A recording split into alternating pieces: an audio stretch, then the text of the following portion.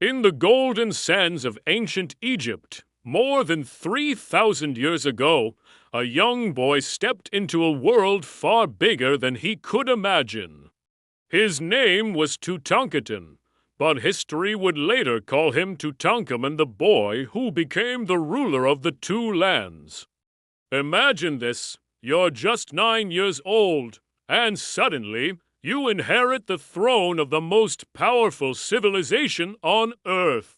The Grand Palace in Thebes, with its towering columns painted in brilliant blue and gold, feels less like a home and more like a mysterious maze.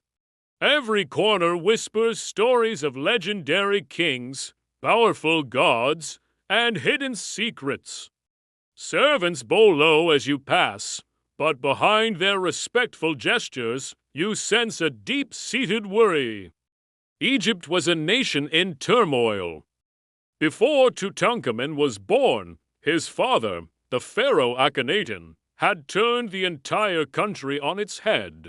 He was a revolutionary, a heretic in the eyes of many. He shut down the ancient temples, abandoned centuries of tradition, and moved the capital to a new city dedicated to a single god, the Aten. The people were lost and confused. The powerful priesthood was furious. The once mighty army was divided and weak. And now, the weight of all this chaos rested on the small, fragile shoulders of a child king. On the night of his coronation, Tut couldn't sleep. He lay awake, listening to the gentle murmur of the Nile River flowing just beyond his window.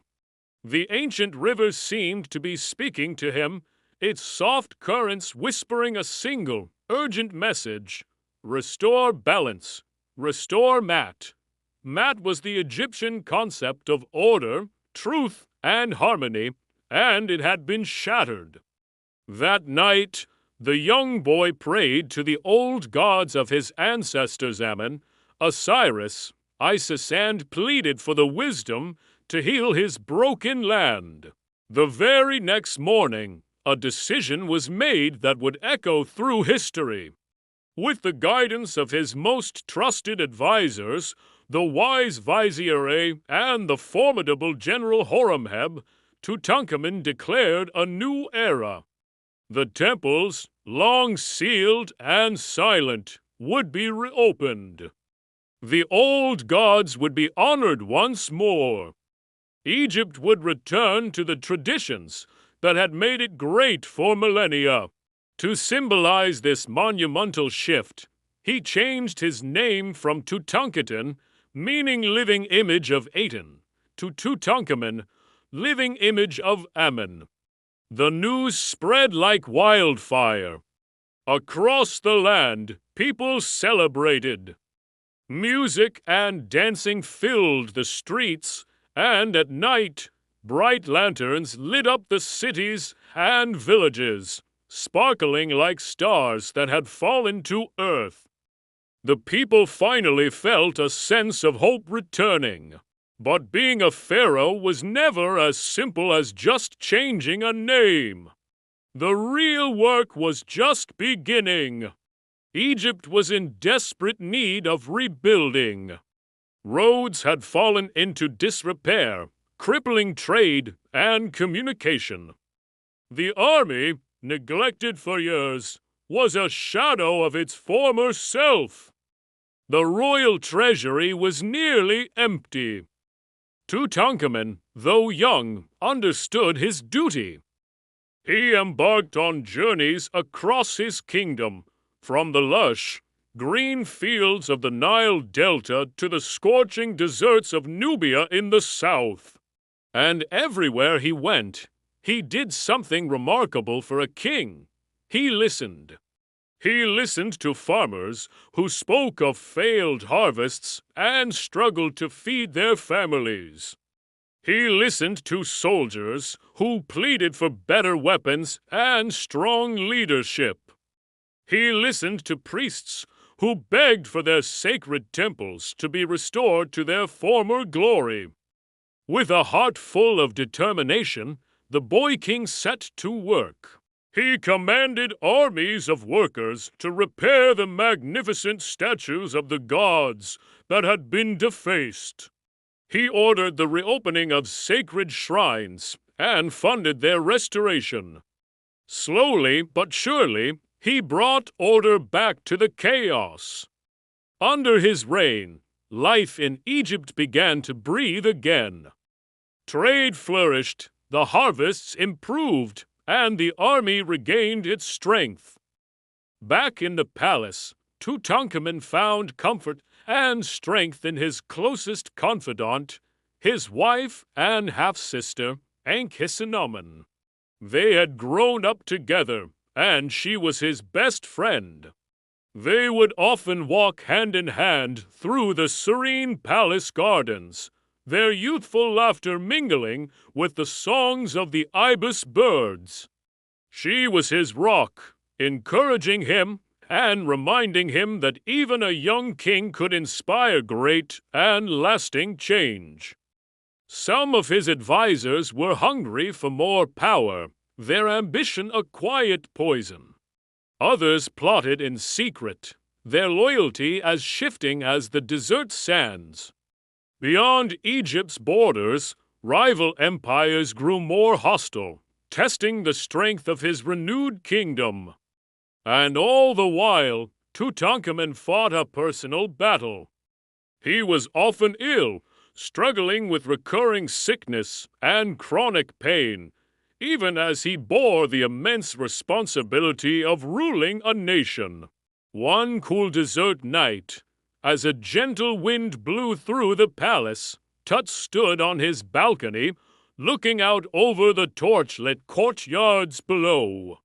A wave of sadness washed over him, a premonition, perhaps, that his time on this earth would be shorter than he hoped. But alongside that sadness, he felt an immense sense of pride. He had done what he set out to do. Egypt was healing. The balance was being restored. At the tender age of just 19, Tutankhamun's journey came to an abrupt end. His death remains a mystery to this day, debated by historians and scientists. Was it an illness? An accident? Or something more sinister? We may never know for sure. He was laid to rest in the hallowed Valley of the Kings, in a tomb that was surprisingly small for a pharaoh, suggesting his death was unexpected. But what the tomb lacked in size, it made up for in splendor.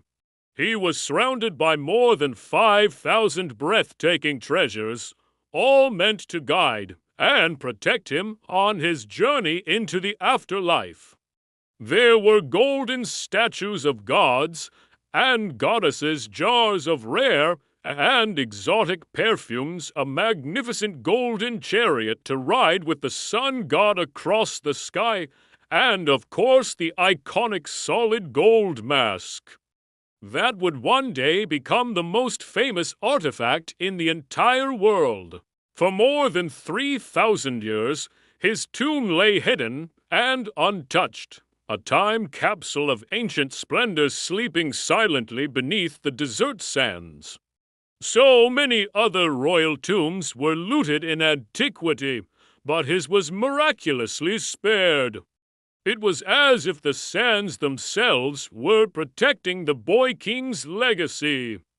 Then, in 1922, everything changed. An English archaeologist named Howard Carter, after years of tireless searching, made the discovery of a lifetime.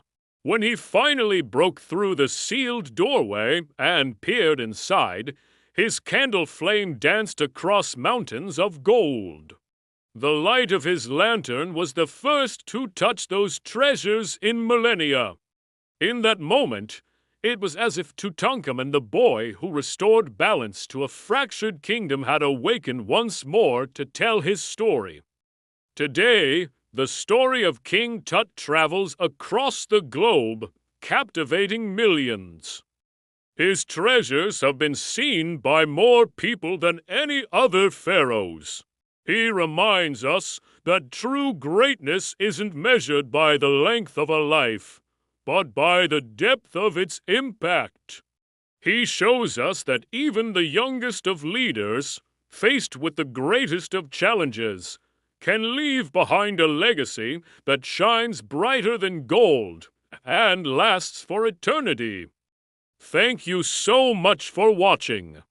If you enjoyed this journey back in time, don't forget to like, subscribe, and hit that notification bell so you don't miss our next adventure into history.